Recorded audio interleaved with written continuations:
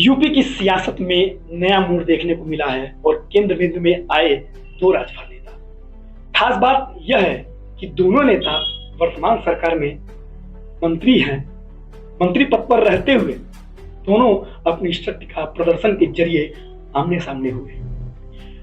मौका था महाराजा सुहेलदेव जयंती का और जिला था आजमगढ़। अवसर यह था कि सुहेलदेव भारतीय समाज पार्टी के राष्ट्रीय अध्यक्ष ओम प्रकाश राजभर जो कैबिनेट मंत्री हैं, उन्होंने अपनी शक्ति का प्रदर्शन किया। तो दूसरी तरफ अनिल राजभर जो कैबिनेट मंत्री हैं, वो भी आजमगढ़ में ही अपनी शक्ति का प्रदर्शन किया। खास बात यह है कि दोनों रैलियां एक ही जिले में कुछ दूरी पर आयोजित की गई।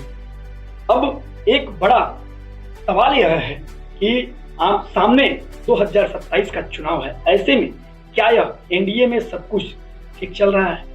क्योंकि यूपी सरकार के दो कैबिनेट मंत्री एक ही जिले में आमने सामने देखने को मिले। इतना बड़ा शक्ति प्रदर्शन दोनों कैबिनेट मंत्री का ओम प्रकाश राजभर ये रैली की अगर बात करें तो सबसे खास बात यह रही है कि लगभग 10,000 के करीब ब्राह्मण समाज को ओम प्रकाश राजभर अपने कार्यक्रम में बुलाए और सैकड़ों ब्राह्मणों को मंच पर बुलाकर सम्मानित किए, वहीं पर शंखनाद भी करवाए।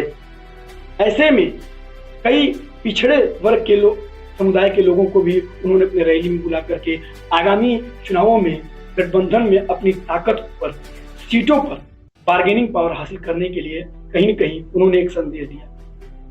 क्या ब्राह्मणों को सम्मान देकर, अति पिछड़ों को सम्मान देकर ओम प्रकाश राजभर संदेश देना चाहते हैं कि एनडीए में ब्राह्मणों का सम्मान सुरक्षित है? क्योंकि सुभाषबा के पिछले चुनाव में ओम प्रकाश राजभर को गठबंधन से 18 सीटें मिली थी। 6 सीट पर उन्होंने जीत हासिल किया था।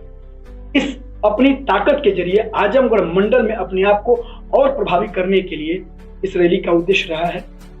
क्योंकि दोनों नेता राजभर नेता जो दोनों एक तरीके से कह सकते हैं कि एक ही जिले में रैली क्यों किए। वहीं पर अनिल राजभर का भी यह कहना है कि मेरी जो तैयारी रही है वो 2-3 महीने से चल रही थी। प्रायः ही देखा जाता है कि ये दोनों नेता आपस में ही एक दूसरे के प्रति काफी आक्रामक रहते हैं, हमेशा बयानबाजी करने से पीछे नहीं हटते हैं। ऐसे में देखना बेहद दिलचस्प होगा कि क्या 2027 तक दोनों नेताओं में सब कुछ ठीक होता है या दोनों राजभर नेता आगे तक जाएंगे।